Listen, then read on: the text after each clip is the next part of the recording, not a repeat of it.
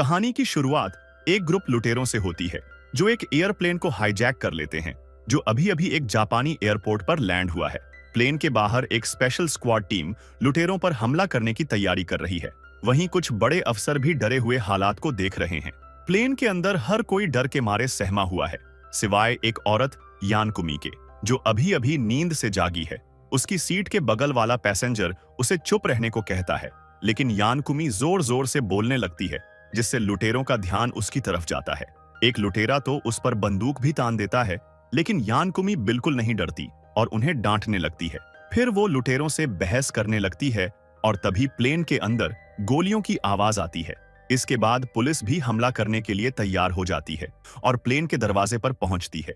लेकिन सब चौंक जाते हैं जब देखते हैं कि लुटेरों को पहले ही यानकुमी ने हरा दिया है। ये बहादुरी टीवी पर लाइव दिखती है और यानकुमी रातों रात हीरो बन जाती है। घर लौटने पर उसका परिवार उसका जश्न मनाता है और उस पर गर्व करता है। पता चलता है कि यानकुमी कोई आम लड़की नहीं है, बल्कि एक ताकतवर याकुजा जापानी गैंगस्टर परिवार से है।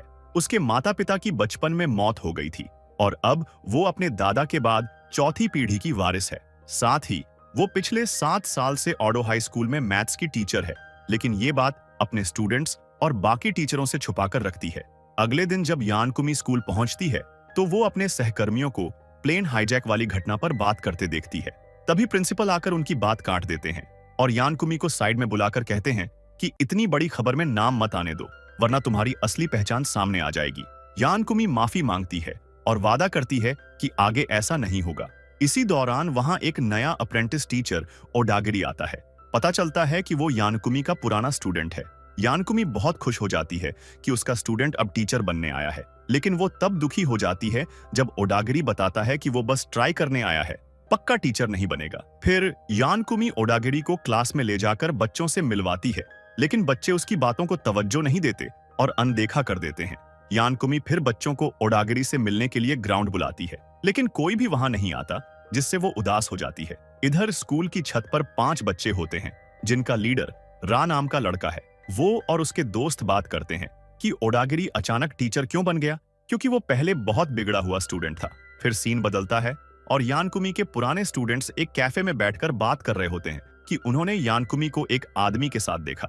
वो हैरान होते हैं क्योंकि उन्हें यकीन नहीं होता कि यानकुमी का कोई बॉयफ्रेंड हो सकता है। तभी यानकुमी और ओडागिरी वहां आते हैं और वो ओडागिरी का अपने पुराने स्टूडेंट्स से टीचर के रूप में परिचय कराती है।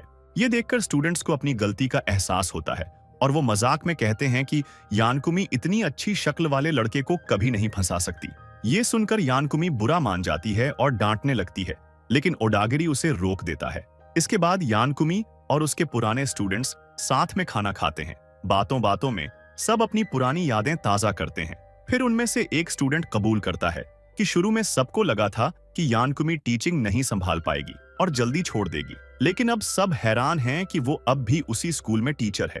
ये सुनकर यानकुमी इमोशनल हो जाती है और रोने लगती है। फिर स्टूडेंट्स माफी मांगते हैं और उसे चुप कराते हैं। इधर सीन कटता है रा और उसके दोस्तों पर, जो सड़क किनारे खड़े होते हैं। तभी एक मोटरसाइकिल गैंग उनसे पैसे वसूलने आता है। ये देखकर रा आगे बढ़कर उस गैंग को रोकने की कोशिश करता है। उसके दोस्तों के कारण वहां झगड़ा हो जाता है, लेकिन रा उन्हें पीट कर भगा देता है। उसी शाम यामी ओडागिरी को अपने घर डिनर पर बुलाती है। वह उसे अपने परिवार से मिलवाती है और बताती है कि वो हमेशा से अपने स्टूडेंट्स को अपने घर बुलाकर उनके साथ बैठकर ड्रिंक करने और बातें करने का सपना देखती थी। थोड़ी देर बाद यामी ज्यादा पी लेती है और बेहोश हो जाती है। फिर ओडागिरी यामी के दादा से बात करता है। वो बताता है कि यानामी की वजह से ही उसने टीचर बनने का सोचा। वो कहता है कि यानामी कभी कभी परेशान करती है, लेकिन उसने उसे कई जिंदगी के सबक सिखाए और स्कूल के दिनों में मेहनत करना सिखाया। अगले दिन स्कूल जाते समय यामी की मुलाकात 2 पुराने स्टूडेंट्स से होती है, जो पहले स्कूल में बहुत बिगड़े हुए थे, लेकिन अब वो सुधर गए हैं और अच्छी जिंदगी जी रहे हैं। तभी यामी का ध्यान पास खड़े एक आदमी पर जाता है जो स्पीच दे रहा होता है। पास जाकर देखती है तो पता चलता है कि वो उसका पुराना प्रेमी जैसा दिखता है। पता चलता है कि वो आदमी कुरोस केंटारो है और जापान की सबसे बड़ी आईटी कंपनी का मालिक है। अब वो गवर्नर का चुनाव लड़ रहा है। यानामी उसकी बातें सुनकर बहुत इंप्रेस हो जाती है और उसका खुलकर सपोर्ट करने का ऐलान करती है। फिर सीन ओडो हाई स्कूल में शिफ्ट होता है, जहां अचानक एक मोटरसाइकिल गैंग आ जाती है। ये गैंग कुख्यात ब्लैक स्कल ग्रुप के मेंबर होते हैं, जो रा से बदला लेने आए हैं। टीचर भी उनसे डर जाते हैं, इसलिए प्रिंसिपल तुरंत पुलिस को बुला लेते हैं। पुलिस के सायरन की आवाज सुनकर ब्लैक स्कल वाले फिलहाल भाग जाते हैं, लेकिन वो दोबारा आने की धमकी देकर जाते हैं। इसके बाद प्रिंसिपल रा और उसके दोस्तों को ऑफिस बुलाकर डांटता है और उनसे जवाब मांगता है। लड़के बताते हैं कि झगड़ा तो उस मोटरसाइकिल गैंग ने शुरू किया था जिन्होंने पहले पैसे मांगे थे। प्रिंसिपल उनकी बात पर यकीन नहीं करता। तभी यानामी वहां आ जाती है और कहती है कि वो जानती है लड़के सच बोल रहे हैं। ये सुनकर प्रिंसिपल मामला वहीं छोड़ देता है, लेकिन यानामी को चेतावनी देता है कि अगली बार अगर उसके स्टूडेंट्स ने गड़बड़ की तो उसे नौकरी से निकाल दिया जाएगा। फिर क्लास में रा और उसके दोस्त हैरान हो जाते हैं कि यामी ने उनके लिए अपनी नौकरी तक खतरे में डाल दी। वो नहीं चाहते कि यामी उनकी वजह से और मुसीबत में पड़े, इसलिए रा तय करता है कि अब वो इस मामले को हमेशा के लिए खत्म कर देगा। उसके दोस्त उसे रोकने की कोशिश करते हैं, लेकिन रा चला जाता है। बाद में यानामी ओडागिरी के साथ क्लास में आती है और पता चलता है कि रा ब्लैक स्कल गैंग से भिड़ने चला गया है। यानामी अपने स्टूडेंट्स पर गुस्सा होती है कि उन्होंने उसे अकेले क्यों जाने दिया। डांटने के बाद वो खुद रा को ढूंढने निकल जाती है। इधर ओडागिरी रा के दोस्तों को समझाता है कि अगर वो रा के सच्चे दोस्त हैं तो उसे ऐसे अकेला नहीं छोड़ सकते। फिर सीन रा पर शिफ्ट होता है, जो ब्लैक स्कल गैंग के अड्डे पर पहुंच जाता है। वो उन्हें चेतावनी देता है कि उसके स्कूल से दूर रहें और उनके लीडर को अकेले लड़ने के लिए ललकारता है, लेकिन लीडर मना कर देता है और सब मिलकर रा को पीटने लगते हैं। तभी बिल्डिंग हिलने लगती है और दीवार टूटकर बड़ा सा सुराख बन जाता है। वहां से यामी आ जाती है और गैंग से कहती है कि उसके स्टूडेंट को छोड़ दें। गैंग वाले उस पर भी हमला कर देते हैं, लेकिन यामी एक एक करके सबको पीटने लगती है। हालांकि वो भी ज्यादा लोगों के आगे कमजोर पड़ने लगती है, लेकिन तभी ओडागिरी आ जाता है और उसकी मदद करता है। दोनों मिलकर गैंग वालों को पीटते हैं और उन्हें भगा देते हैं। फिर रा के दोस्त भी वहां पहुंच जाते हैं और यामी का शुक्रिया अदा करते हैं। रा हैरान होकर पूछता है कि एक टीचर ऐसे कैसे लड़ सकती है। यामी कहती है कि वो अपने स्टूडेंट्स की फिक्र करती है। अगली सुबह रा यानामी को इज्जत से ट्रीट करता है और उसके दोस्त भी उसे गुड मॉर्निंग कहते हैं। ये देखकर यानामी बहुत खुश हो जाती है कि आखिर उसके स्टूडेंट्स अब उसकी कदर करने लगे हैं। इसके बाद कुछ पुलिस वाले स्कूल में आते हैं, जिससे यानामी घबरा जाती है। उसे लगता है कि ये पिछली रात की लड़ाई की वजह से आए हैं, लेकिन पता चलता है कि उसका एक student run Kaza drug deal के शक में पकड़ा गया है। टीचर कहते हैं कि ऐसा नहीं हो सकता क्योंकि काजा बहुत अच्छा लड़का है। स्टूडेंट्स को यकीन नहीं होता, लेकिन पुलिस अफसर बताते हैं कि काजा का वॉलेट क्राइम सीन पर मिला है और वो पिछली रात से गायब है। जाते जाते पुलिस टीचर्स से कहती है कि अगर उन्हें काजा के बारे में कोई जानकारी मिले तो उन्हें तुरंत बताएं। बाद में यानामी को यकीन नहीं होता कि काजा ड्रग्स में शामिल हो सकता है। उसे लगता है जरूर कोई और बात होगी, इसलिए वो काजा को पुलिस से पहले ढूंढने निकल पड़ती है। उसे रास्ते में काजा के कुछ दोस्त मिलते हैं जो उसे ढूंढ रहे होते हैं। वो सब अलग अलग ग्रुप में बांटकर दिन भर काजा को ढूंढते हैं, लेकिन कोई सुराग नहीं मिलता। दूसरी तरफ एक सीन में घायल काजा यानामी का फोन आता देखता है, लेकिन सोच विचार कर वो कॉल नहीं उठाता। फिर वो एक पुलिस कार देखता है और जल्दी से पुल के नीचे छुप जाता है। शाम को जब ओडागिरी स्कूल से निकलने वाला होता है तो उसे एक क्लासरूम से आवाज आती है। जाकर देखता है तो वहां काजा छिपा होता है। थोड़ी देर बाद यानामी भी कुछ स्टूडेंट्स के साथ वहां पहुंच जाती है। वो काजा से पूछती है कि उसने कॉल क्यों नहीं किया। काजा कहता है कि वो उसे परेशानी में नहीं डालना चाहता था।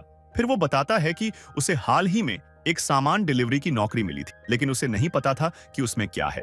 पिछली रात गलती से पैकेट गिर गया और उसमें ड्रग्स दिख गया। वो डर गया और छोड़ना चाहता था, लेकिन उन लोगों ने उसे पीटा और तभी पुलिस आ गई। वो भाग गया, लेकिन उसका वॉलेट वहीं रह गया। कहानी सुनकर यानामी पूछती है कि उसे ये नौकरी क्यों करनी पड़ी। वो बताता है कि अपनी बहन की मदद के लिए। यानामी उसे समझाती है कि इसमें उसकी गलती नहीं है और काजा व उसके दोस्तों को अपने घर रात रुकने का कहती है। बाद में यामी अपने लोगों को कहती है कि उस ड्रग डीलर के बारे में पता करो। जल्द ही पता चलता है कि इस पूरे धंधे के पीछे केंटारो कुरोसे है। वो बहुत अमीर और ताकतवर है, इसलिए उससे भिड़ना आसान नहीं है। ये सुनकर यानामी गुस्से में आ जाती है और कसम खाती है कि वो केंटारो का सच सबके सामने लाकर ही रहेगी। लेकिन तभी काजा और उसके दोस्त ये बात सुन लेते हैं और सोचते हैं कि यानामी को और मुसीबत में डालने के बजाय वो खुद ही सब संभाल लेंगे। अगले दिन काजा और उसके दोस्त केंटारो के हेडक्वार्टर सबूत ढूंढने जाते हैं। वहीं यानामी और ओडागिरी भी वहां पहुंच रहे होते हैं। वहां मीडिया वाले केंटारो के चुनाव प्रचार की तैयारी कर रहे होते हैं। फिर यानामी और ओडागिरी अंदर जाने की कोशिश करते हैं। दूसरी तरफ काजा और उसके दोस्त एक कमरे में ड्रग्स से भरे डिब्बे देख लेते हैं। तभी केंटारो के आदमी आ जाते हैं और उन पर बंदूक तान लेते हैं। लेकिन ठीक वक्त पर यानामी पहुंच जाती और सभी को हरा देती है। इधर केंटारो स्टेज पर लाइव स्पीच दे रहा होता है। वो कहता है कि अगर वो गवर्नर बना तो शहर की हालत सुधारेगा। तभी यानामी स्टेज पर पहुंच जाती है और सबके सामने केंटारो के सारे गुनाह बता देती है।